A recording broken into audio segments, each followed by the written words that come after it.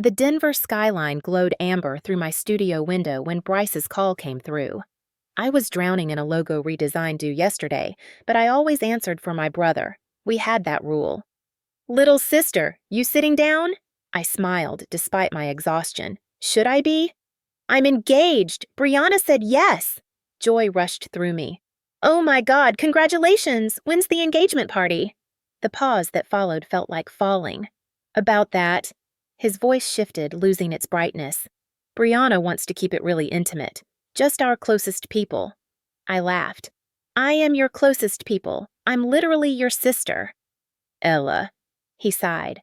"You know what I mean. Brianna thinks you two haven't really connected yet. She wants the party to be drama-free."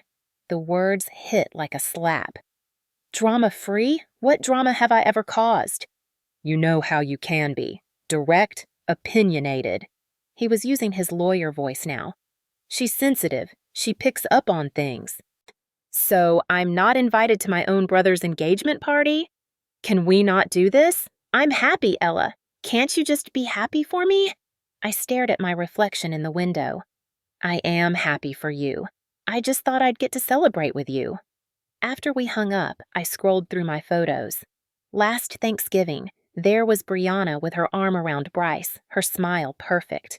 And there at the edge, my brother's face, tired in a way that had nothing to do with sleep. I'd noticed things.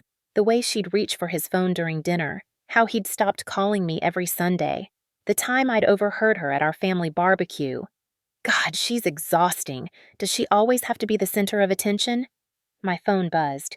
"Winona, how's the logo coming? Want to grab drinks?" I typed back.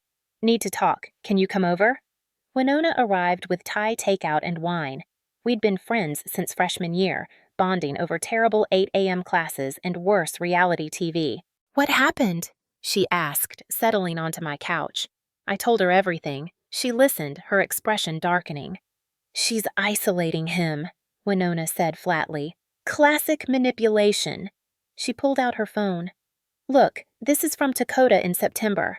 I read the forwarded message. "Have you talked to Bryce lately? I tried to get him to come to the Broncos game and he said Brianna doesn't like him spending time with old friends. Since when does Bryce let anyone tell him who he can hang out with?" My stomach sank. "Why didn't you show me this before?" "Because you would have confronted him, and he would have gotten defensive. People in controlling relationships can't see it from inside." "So what do I do? Just watch him marry someone who treats him like a possession?" "I don't know, but getting uninvited isn't going to help." I drove to my parents' house in Littleton, rehearsing what I'd say, but when I walked in, all my prepared speeches evaporated. "Honey," Mom looked up from folding laundry. "We weren't expecting you." "Brianna uninvited me from the engagement party." Dad lowered his newspaper slowly. "There's probably more to the story. What did you do?" "Excuse me?" "Brianna is a sweet girl. If she feels uncomfortable with you there, you must have done something." "I haven't done anything." I turned to Mom. "You've seen how she is with him, how she checks his phone constantly. Every couple is different," Mom said gently. "Just because they have a different dynamic doesn't mean it's wrong." "She's controlling him." Dad stood up. "Your brother is 28 years old. He's a successful attorney. He's perfectly capable of making his own decisions. You don't get a vote." His expression hardened. "Are you having trouble with the fact that your brother found someone before you did?" The accusation hit like a physical blow. "I'm not jealous, I'm worried." "You're creating problems where there aren't any. Maybe it's better you're not at the party." I drove home with shaking hands. They didn't believe me. They thought I was the problem. My phone rang. Nita, my cousin, a clinical psychologist. "Winona texted me," she said. "But I called because, Ella, I need to tell you something confidential." My grip tightened. "Okay." "Brianna was a patient of mine about 2 years ago." The world tilted. "What?" "I can't give details, but when Bryce started dating her, I was very concerned. She has a history of trauma that's manifested in unhealthy relationship patterns." Nita paused. "She was betrayed by someone she loved. He cheated on her with his own sister. It devastated her. She's not a bad person. She's hurt. But hurt people hurt others." "Does Bryce know?" I have no idea, but I'm telling you so you understand what you're dealing with. This isn't just some mean girl. This is someone with deep psychological wounds. After Nita hung up, I sat in the dark, processing. Brianna wasn't evil, she was damaged, and somehow that made everything more complicated. When I went inside, Winona was waiting. "So?" she asked. "I'm not going to the party. My parents think I'm jealous, and I just found out Bryce's fiancé has serious trust issues from being cheated on." Jesus. Winona was quiet for a moment. "You know what you need? Aspen. That trip you've been talking about forever. Book it. Get out of Denver. Clear your head." "I can't just abandon Bryce." "You're not abandoning him. You're taking care of yourself. If you stay here, you'll drive yourself crazy trying to fix this."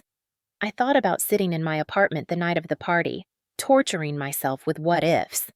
"Okay," I said finally. "I'll go to Aspen." The lodge appeared through the snow like a postcard. I'd booked the last cabin, floor-to-ceiling windows facing the mountains, a stone fireplace, perfect solitude. By the time I arrived, the engagement party was starting. My phone kept lighting up with Instagram notifications. I turned them off, built a fire, made hot chocolate. I lasted 43 minutes before I opened Instagram. First photo. The family gathered in our living room, Brianna radiant in red, showing off her diamond.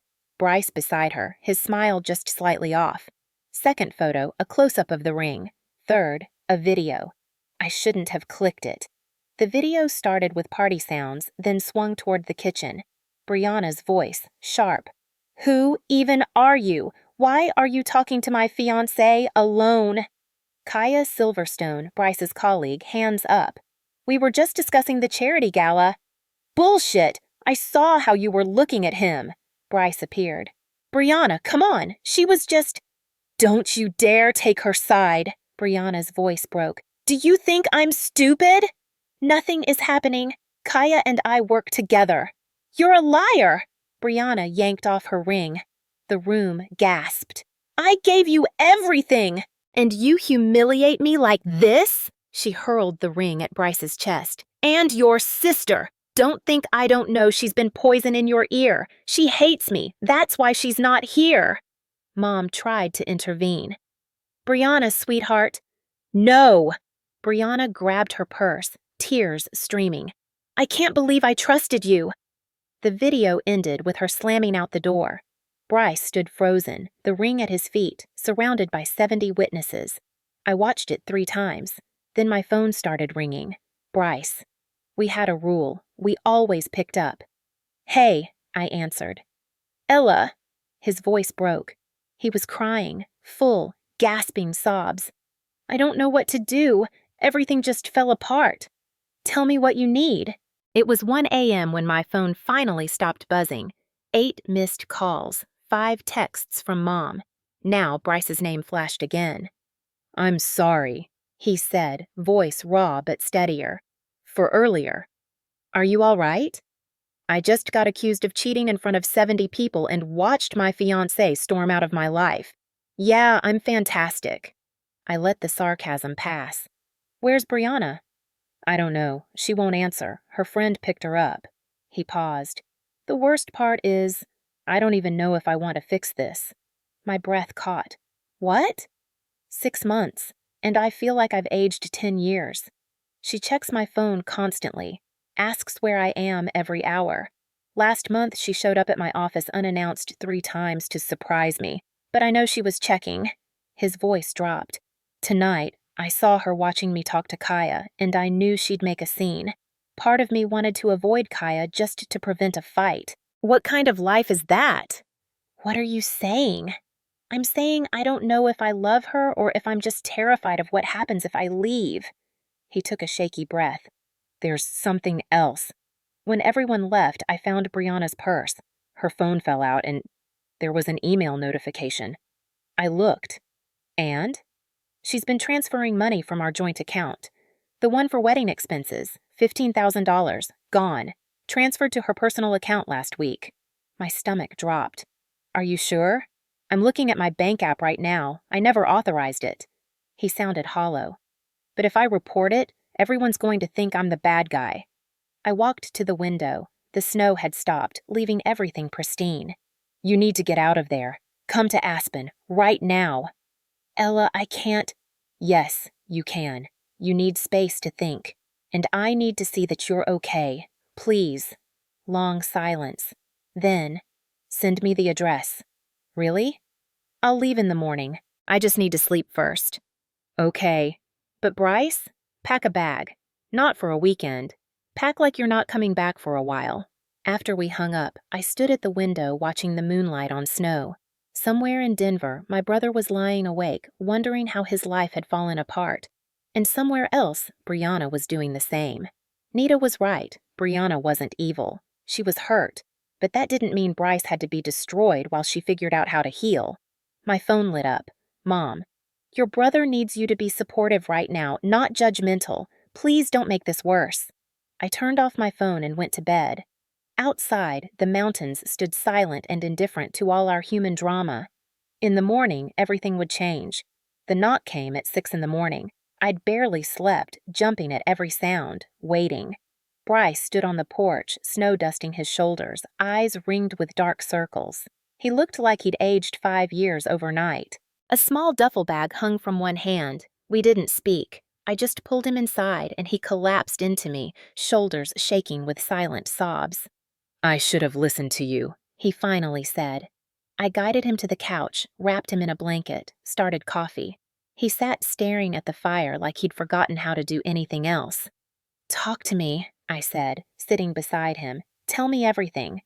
It came out in fragments. How Brianna had been perfect at first. Attentive, caring, making him feel special. Then the questions started. Do you love me? You won't leave me, right? Casual at first, then constant. Then she wanted to check his phone, because couples shouldn't have secrets. When he objected, she cried about her ex's betrayal. After a while, it was easier to just let her look, he said. Easier than the fights. When did she get access to your bank account? 2 months ago. She said married couples share finances, that we should practice. He laughed bitterly. She called it building trust. I thought I was being a good partner. He pulled out his iPad with shaking hands. But this morning I couldn't sleep. I started going through her emails, the ones that synced to the tablet we share, and I found something. He opened a folder. Email after email between Brianna and a divorce attorney. The first one dated 3 months ago, before they were even engaged. I need advice on prenuptial agreements. How do I ensure I receive assets if we divorce after 2 years? The attorney's response was detailed. How to establish joint accounts, transfer assets, document financial contributions. My hands went numb. She planned this from the beginning. Not the beginning. Bryce's voice was hollow. I went back further. The emails started right after she met you at that family barbecue, the day you two didn't click. I remembered that day, how Brianna had been overly charming, how I'd been polite but distant, how I'd overheard her call me exhausting. She saw you as a threat, I said slowly. Someone who might convince you to leave. So she made sure I'd be financially tied to her before I could figure out what was happening. He closed the iPad. I need to go to the police. This is fraud, right? Yes, but Bryce? I took his hand. First, you need to breathe. You need to sleep. You need to let yourself process this. I don't want to process it. I want to fix it. You can't fix this. You can only get yourself out of it. He finally met my eyes. How did you know? How did you see it when I couldn't? Because I wasn't in love with her. Because I could see you changing and it scared me. I squeezed his hand. And maybe because I've been there. Different relationship, different manipulation, but the same pattern. Someone making you feel crazy for wanting basic respect. When? Junior year of college. His name was Aaron. He didn't steal money, but he stole something else, my confidence, my trust in my own judgment. It took me a year to leave and another year to feel like myself again. Bryce looked at me like he was seeing me for the first time. I never knew. Because you were in law school dealing with your own stuff, and because I was ashamed. That's what these relationships do. They make you feel like it's your fault for not being enough. He was quiet for a long moment. Then, what do I do now? Now you rest. Tomorrow we call your lawyer about the money. But today you just exist. No decisions, no panic. Just breathe. Day 1. Bryce slept 14 hours straight. I worked by the fire, checking on him periodically, making sure he was still breathing. Day 2. We walked through the snow in silence. The mountains were indifferent to our problems, massive and ancient and utterly unconcerned with human drama. Somehow, that helped. I feel like I lost myself, Bryce said suddenly. Like I woke up one day and didn't recognize my own life. You didn't lose yourself. You just forgot who you were for a while. How do I get back? One decision at a time, starting with the decision to protect yourself. That afternoon, he called his personal attorney. Not someone from his firm, but a friend from law school. They talked for an hour. When Bryce hung up, his jaw was set.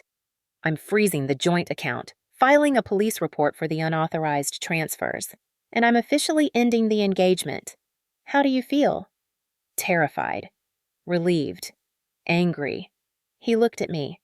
All of it at once. Day 3. We sat by the fire after dinner, the kind of comfortable silence we used to have before Brianna.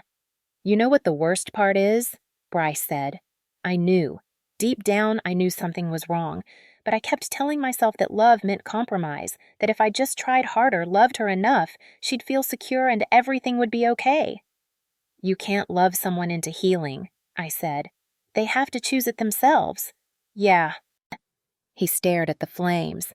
I think part of me wanted to save her, like if I could just prove I wasn't like her ex, wasn't like all the men who'd hurt her, she'd see I was different. That's not your job, Bryce. You're not responsible for fixing someone else's trauma. I know that now. He looked at me. Why are you so strong? I almost laughed. I'm not strong. I'm just stubborn. And I learned the hard way that setting boundaries doesn't make you cruel. It makes you sane. Teach me. I will. But first, let's get through tomorrow. While we were in our mountain refuge, Brianna was building her narrative. I didn't see it at first. I'd turned off most notifications. But on day 4, Winona called. Ella, you need to check Instagram, like right now. I opened the app. Brianna's post was at the top of my feed. Sometimes the people closest to you are the ones who hurt you most. When family jealousy destroys your happiness. I gave my whole heart and got betrayal. Heartbroken. # truth matters. The post had 300 likes and climbing. Comments poured in. Stay strong. You deserve better. Some people can't handle seeing others happy. The next post was worse. To the sister who poisoned my relationship from day 1, congratulations. You got what you wanted. I hope you're proud. I felt Bryce reading over my shoulder. Jesus Christ. It gets better, Winona said over the phone. Check the one from this morning. The latest post was a full essay. Brianna's version of events. How I'd been jealous from the start. How I'd manipulated Bryce into doubting her. How I'd orchestrated the engagement party disaster by putting ideas in his head. She even implied I'd somehow convinced Kaya to flirt with Bryce. My phone was blowing up.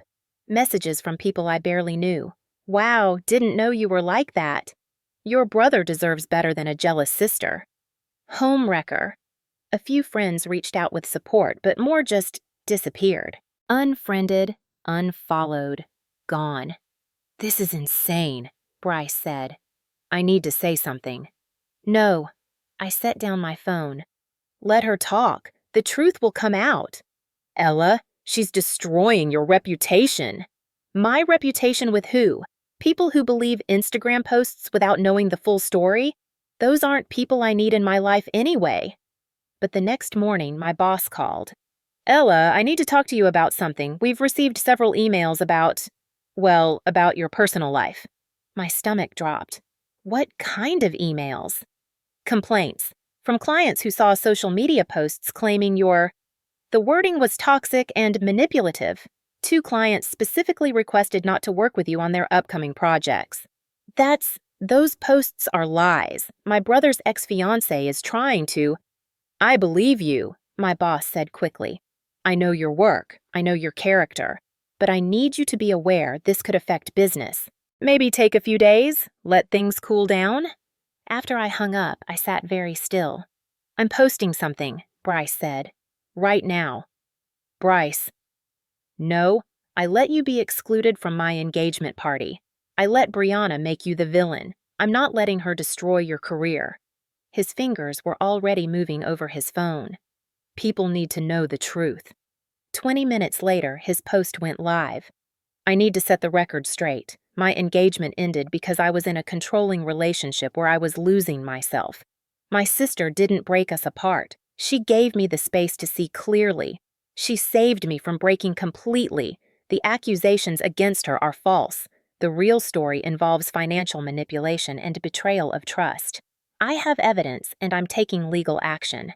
My sister has been my rock through the hardest week of my life. Anyone who attacks her is attacking someone who stood up for truth when it would have been easier to stay silent. He attached screenshots, carefully redacted to protect privacy but showing enough. Brianna's emails with the divorce lawyer, bank transfers from their joint account, messages where she demanded his passwords. The reaction was immediate. Kaya commented first. Thank you for speaking up. For the record, we were discussing a charity event. That's it. I'm happily married and have never been anything but a colleague. Then to Coda. I've watched my best friend disappear for 6 months. Thank God Ella brought him back. Within an hour, the narrative shifted. People who'd attended the engagement party started sharing their own accounts. The video of Brianna's meltdown was viewed 50,000 times. Brianna's sympathetic comments section dried up. Some people even deleted their supportive comments. My phone buzzed. A text from one of the clients who'd complained, I owe you an apology. I shouldn't have jumped to conclusions. Then another.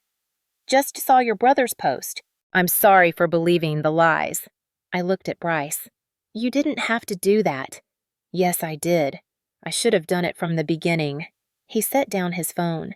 No more letting people control the narrative. No more being afraid of the truth. That evening, Mom called. Her voice was thick with tears. Can you both come home for dinner? Your father and I? We need to talk to you. The drive back to Denver was quiet. Bryce gripped the steering wheel too tight, jaw clenched. I watched the mountains disappear in the rearview mirror, feeling like we were leaving our sanctuary for a battlefield. Mom opened the door before we could knock. Her eyes were red. Come in, please. Dad stood in the living room, looking smaller than I remembered. When we walked in, he couldn't meet my eyes. We sat.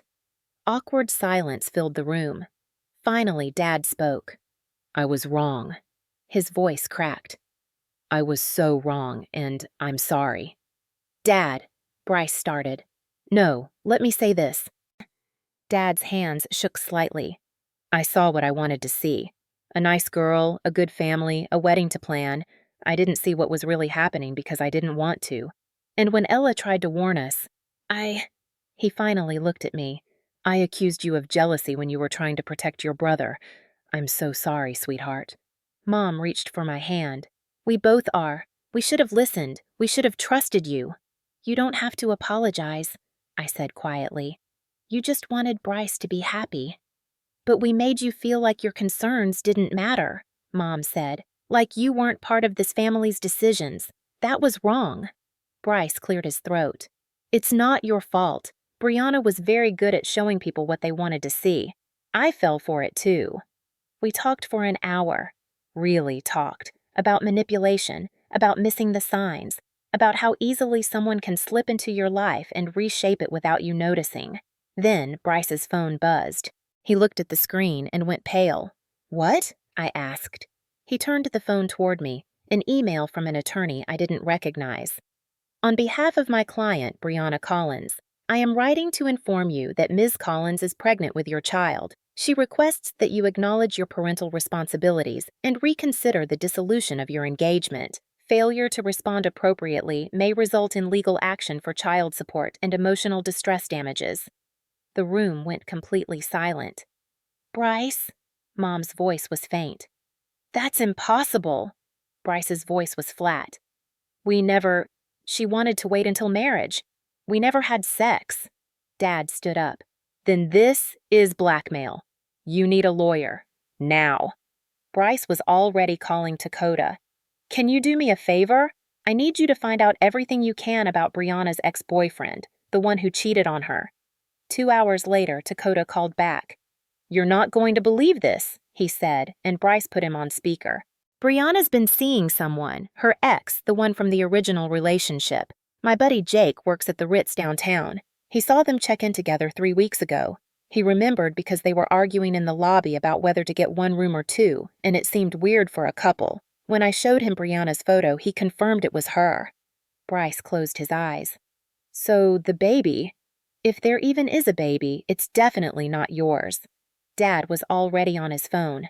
I'm calling our family attorney. This is extortion. We're documenting everything. I watched my brother's face, the shock giving way to something else. Not quite relief, but a strange, sad clarity. She really did plan all of it, he said softly. The engagement, the money, even this, an insurance policy in case I woke up. But you did wake up, I said. That's what matters. He nodded slowly. Then he opened his email and began typing his response. I demand a paternity test following the birth of any child. I will be filing a police report for fraud regarding the unauthorized financial transfers. All further communication should go through my attorney. Do not contact me again. He hit send and set down the phone. That's it, he said. I'm done being afraid of her. Monday morning, my boss called me into her office. Sit down, Ella. Janet's face was unreadable.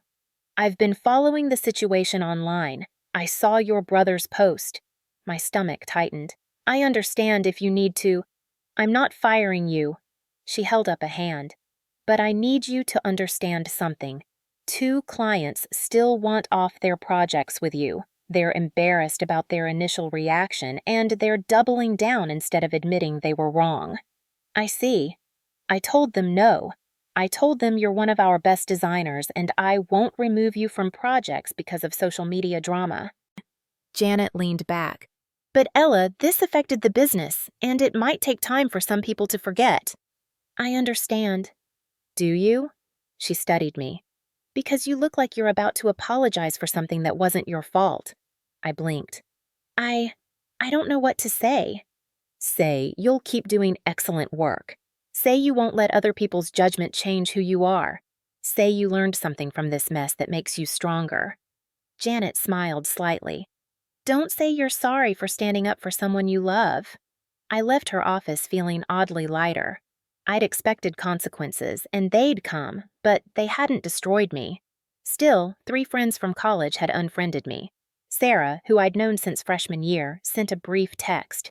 I don't want drama in my life. I think we should take a break from our friendship. That one hurt. 5 years of friendship ended with a text. That evening, Winona came over with ice cream and bad movies.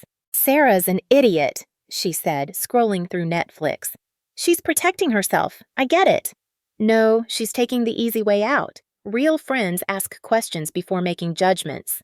Winona selected a gloriously terrible rom-com. You know what this situation did? It showed you who your real people are. Everyone else was just taking up space. Nita stopped by later, bringing her therapist's perspective. What you're feeling is grief, she said. Not just for the friendships you lost, but for the version of reality you thought you had, where your family trusted you, where your friends supported you automatically. That's a real loss. It feels stupid to grieve something that was maybe never real to begin with. It's not stupid, it's human. Nita squeezed my hand. But here's what I want you to remember. You didn't create this situation. You responded to it. There's a difference. Bryce moved into a new apartment. Clean slate, no memories of Brianna. On Nita's recommendation, he started seeing a therapist who specialized in emotional manipulation and trauma bonding. It's weird, he told me over coffee one Saturday. Sitting there talking about feelings. But Dr. Morrison helped me understand something. I wasn't weak for falling for Brianna's manipulation. She was skilled at finding vulnerabilities and exploiting them. What vulnerabilities? The fact that I'm a fixer, that I want to help people, that I believe if I just try hard enough I can make any situation work. He stirred his coffee. Brianna saw that and used it. She presented herself as someone who needed saving, and I fell for it. Are you angry? Sometimes. Mostly, I'm just relieved it's over. He looked at me. You know what Dr. Morrison said? That the hardest part of leaving these relationships isn't the leaving itself. It's forgiving yourself for staying as long as you did. His attorney managed to recover $12,000 of the $15,000 Brianna had taken. The remaining $3,000 she'd already spent, untraceable cash withdrawals. It's an expensive lesson, Bryce said, but at least I learned it before we got married. He reconnected with old friends. Dakota and Bryce went hiking every Sunday, rebuilding the friendship that had faded during the Brianna months. I missed you, man, Dakota said one afternoon, according to Bryce. The real you, not the guy who was always checking his phone, always worried about getting home on time, always apologizing for having opinions. I didn't realize how much I'd changed until I got distance from it. We started our own tradition, Saturday morning coffee, just the two of us. No phones, no distractions, just sibling time.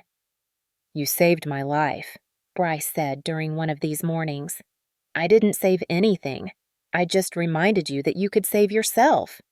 By showing me what freedom looked like, by refusing to accept the narrative everyone else believed. He smiled. By being stubborn as hell and going to Aspen instead of sitting home crying. Well, I did that too, just in a nice cabin with a mountain view. 3 weeks after returning from Aspen, I was working from home when my doorbell rang at 9 p.m. I checked the peephole. Brianna stood on my porch, mascara streaked, shaking. Every instinct screamed not to open the door, but something in her face, raw desperation, not manipulation, made me pause. I opened the door but left it wide open, my phone in my hand, 911 ready to dial. I need to talk to you, Brianna said. Her voice was hoarse, like she'd been crying for hours. We have nothing to say to each other. Please, just 5 minutes, that's all I'm asking. Against my better judgment, I stepped aside. She came in but didn't sit, just stood in my entryway like she might bolt at any moment. I lied about being pregnant, she said immediately. There is no baby. I panicked. I thought if Bryce thought there was a child, he'd have to stay. That's fraud. You know that, right? I know. Her hands shook. I know what I did. All of it. The money, the manipulation, the social media posts. I know. I waited. This felt like the beginning of a long explanation I wasn't sure I wanted to hear. My father cheated on my mother with her best friend when I was 8, Brianna said, words tumbling out. They got married a year later. I watched my mom fall apart. She told me over and over, men always leave. They always choose someone else. Brianna. Then it happened to me. My first real boyfriend, the one I thought I'd marry. He slept with his sister's best friend. At his sister's wedding, I found them in a coat room. Her voice cracked. And something broke in me. I started seeing betrayal everywhere. Every woman was a threat. Every kind gesture was suspicious. Every moment Bryce wasn't with me was a moment he could be choosing someone else. I felt a flicker of sympathy but kept my voice steady. That's not an excuse for what you did. I know. I'm not asking for forgiveness. I'm just trying to explain. She finally looked at me.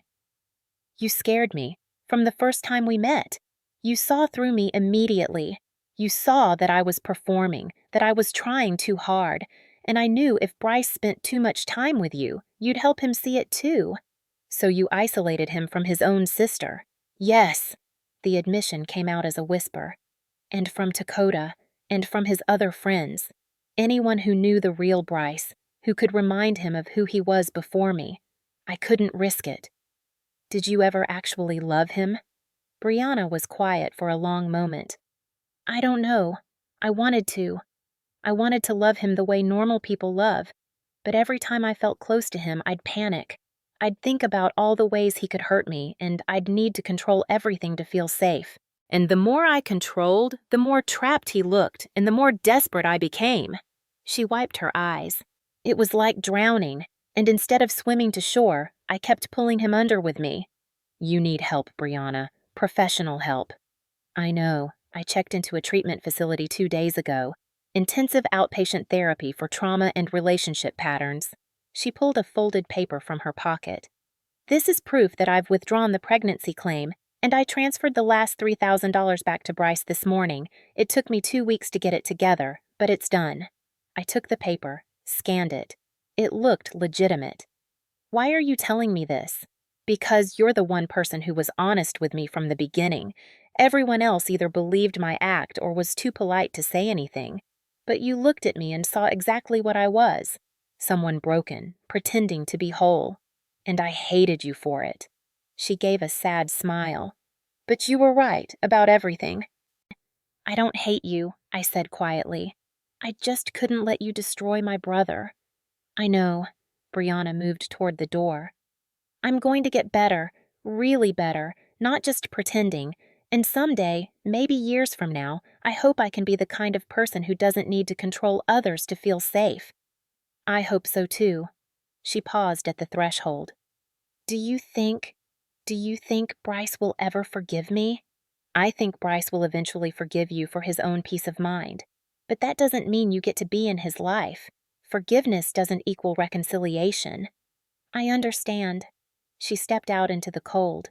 "Thank you for listening." "You didn't have to."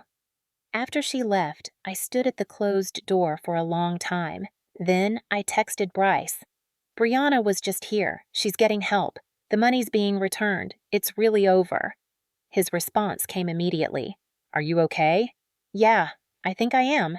The Aspen Lodge looked exactly the same. Same wooden beams, same stone fireplace, same view of mountains that had witnessed my family's unraveling and rebuilding.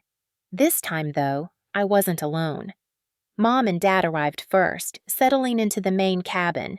Bryce pulled up an hour later, looking more relaxed than I'd seen him in years. Winona flew in that evening, and even Nita drove up with her partner.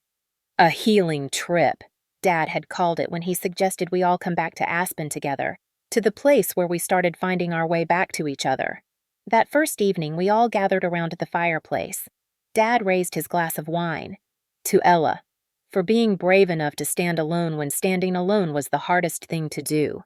"To Bryce," Mom added, "for having the strength to rebuild."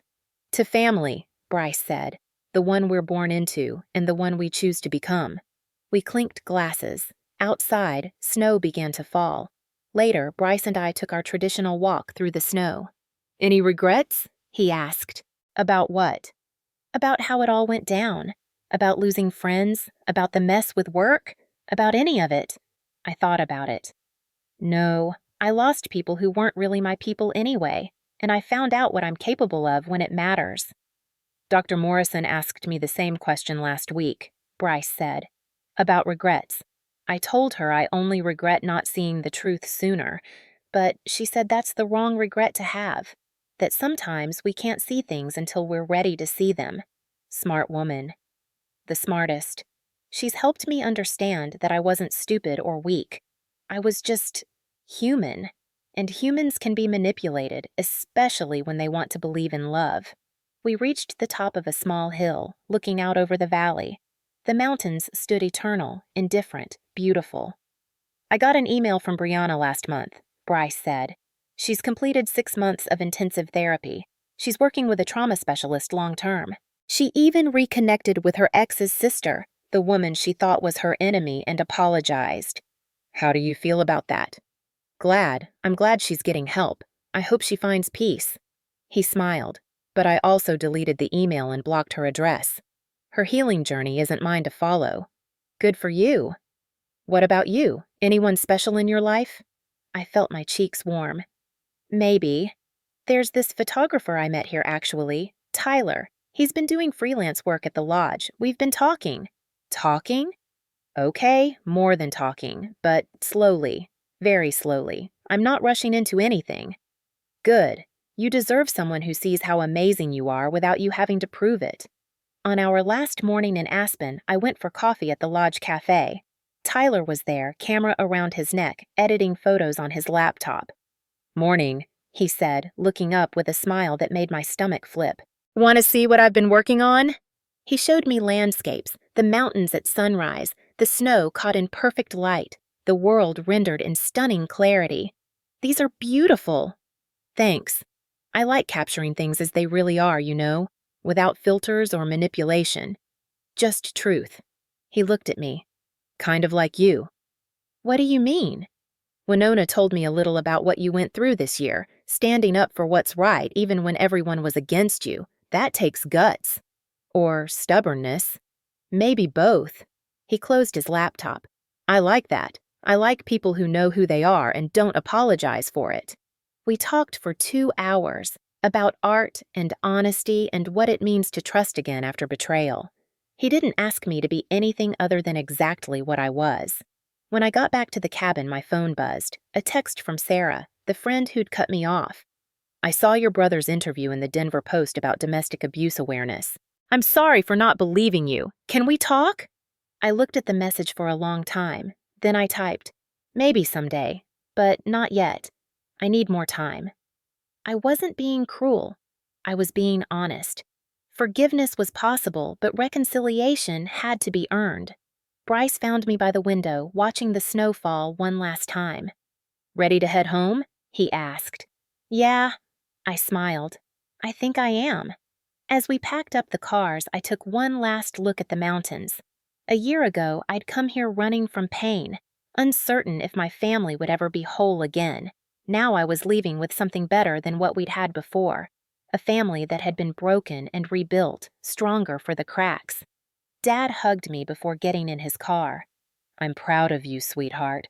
I know I don't say it enough. You just did. That's enough. Mom squeezed my hand. You taught us something important this year, that sometimes love means saying the hard thing, not the easy thing. As I drove down the mountain, my phone rang. Janet, my boss. Ella, great news. That client who dropped you last year, they just called asking specifically for you on their new campaign. They said they want someone with integrity. I smiled.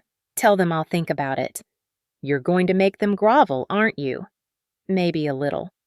After I hung up, I thought about everything that had changed in a year. I'd lost friends but kept the real ones. I'd faced consequences but survived them. I'd watched my brother break and helped him rebuild. I'd met someone new who saw me clearly and liked what he saw. But most importantly, I'd learned that losing your place in someone else's story is sometimes how you start writing your own. The mountains disappeared in my rearview mirror, but I knew I'd be back. Not running away this time, just visiting. Because I'd learned you don't need to escape to find yourself. You just need to be brave enough to stand still and face the truth. My phone buzzed, a text from Tyler. When can I see you again? I smiled and typed back. Soon, but let's take it slow. Slow works for me, he replied. I'm not going anywhere. And for the first time in a long time, I believed that.